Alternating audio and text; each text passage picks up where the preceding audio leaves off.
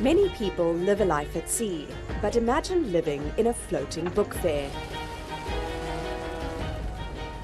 We are the world's largest floating book fair with over 5,000 different titles of books.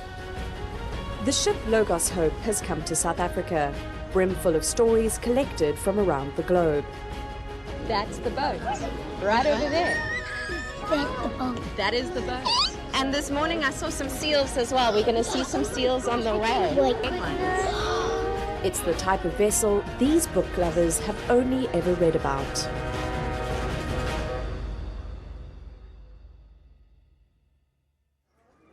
Then he didn't have a guitar, and then he went to his grandpa's grave with a guitar, and then he turned into a ghost. Gosh, that's quite an intense book for an 11-year-old. This is when he told his grandma and his father and his mother that they were... On streets notorious for gang violence, little 𝗃𝗃𝗍𝗆, her head buried in the pages of a book, dreams of becoming an English teacher and traveling the world. So the book's name is Coco. Tell me, Hope, who taught you how to read? At home by my cousin Matthew. In this tenement, Hope and her cousin Matthew lose themselves in a world of imagination and possibility in the dozens of books they read. I'm 13 years old. You're 13? Yes. And you're the strongest reader at the 𝗃𝗃𝗏𝗃 library, right? Yes, of course. How many books would you say you've read altogether? Like, if it's 80 a year, then you could say around 240, around there, yes. And what do you want to do when you finish school? I actually want, if there's opportunity, to become a doctor. There's a book-filled sanctuary tucked away in Scottsville on the ganglands of the Cape Flats that offers a distraction to the area's youngsters. It might even change their lives. Thank you. Here we go. When I come out of school, I get myself ready, and then I go around to the library to read and do studies and homework. So for some girls, they will love soccer, and some of them... Terence Crowster built what he calls a hotspot library from a shipping container and a few offcuts of wood and corrugated iron. There's no other recreational activities happening in Scottsville. So the only things that kids and also young people can go to is the obvious things like drugs and substance abuse or gangs. This plot is wedged between rival gangs, and several people have been maimed or killed on the site.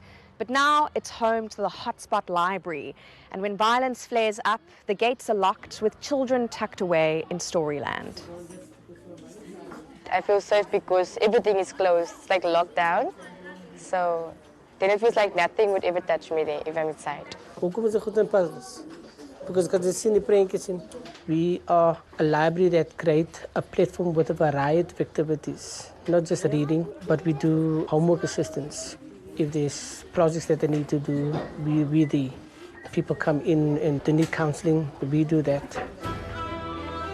Terence wants these children to get a glimpse of a world beyond the Cape Flats, a world described in the pages of the books they read. And the 𝗀𝗃𝗍𝗆, on its way from a stop in Durban, is an ideal way to do just that.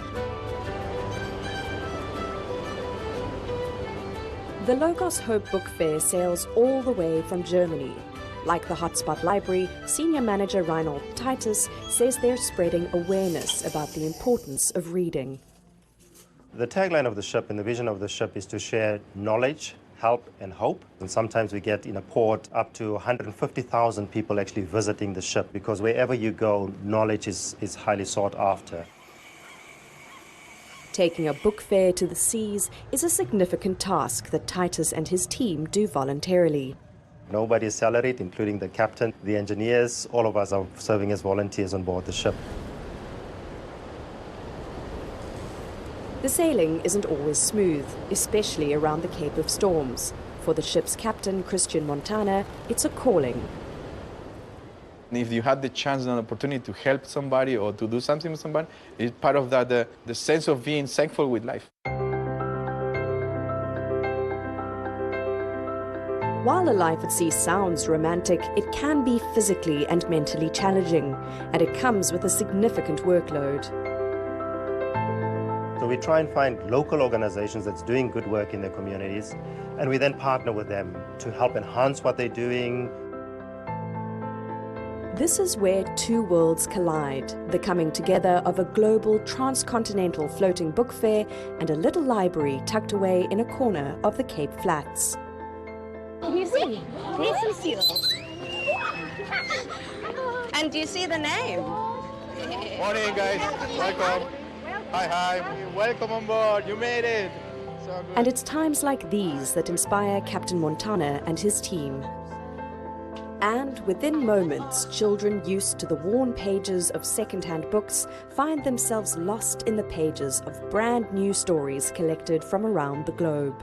The fact that you can touch a book, if you can open that book, you can go into the story, you can see yourself, the smell of the book. So they'll get A-levels. 4-year-old. He's learning how to. But spreading a love of literature doesn't diminish the difficulties of navigating the open seas. This is sailing at its most challenging.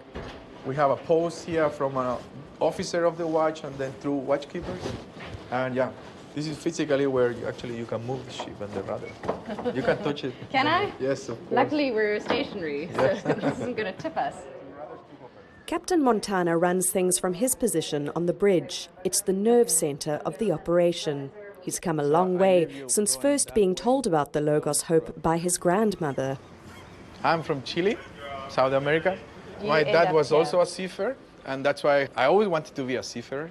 But I always heard about this organization, so that actually linked me with that. Because for me, the point of being able to do what my dad did, and the chance to get to know people wherever we go, and then to do this practical help that we are able to be involved with, I felt complete in that aspect. And now he's part of a community of volunteers, giving up a life on land for one on the sea. We have the chance to come with your families, which is not normal for a seafarer. We have a little school in the back.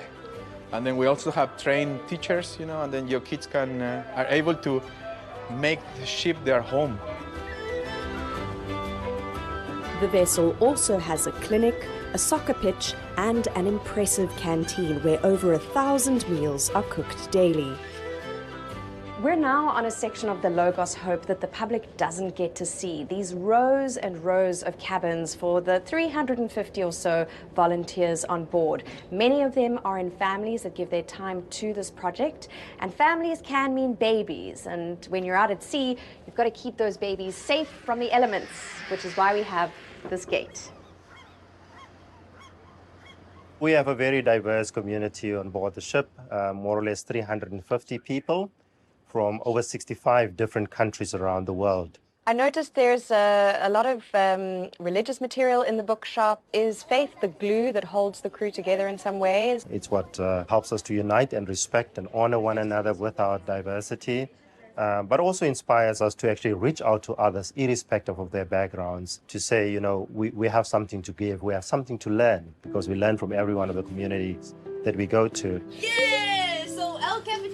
And me and Navia will share this coupon. After a few hours on board, Hope, Matthew and their friends disembark with books in hand. Oh, cool. Narnia, that's such a good choice. I come from a similar background in Windhoek than the kids from Mitchell's Plain. I grew up in that environment, and my life has been changed, and so to be able to go into a community like that and just say, this is where I come from, this is what is possible. Books that give knowledge and change lives.